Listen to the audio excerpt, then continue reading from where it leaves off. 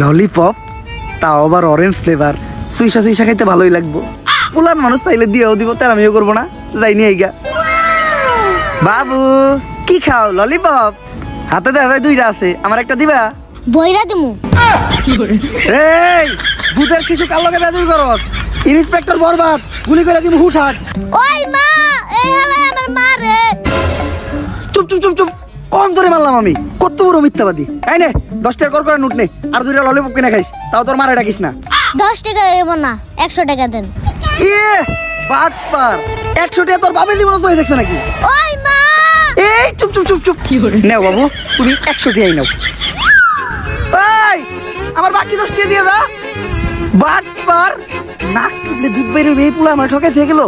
5 টাকার একটা ললিপপ ফাউ খাইতে যে 110 টাকা কট খেয়ে গেলাম। কপাল।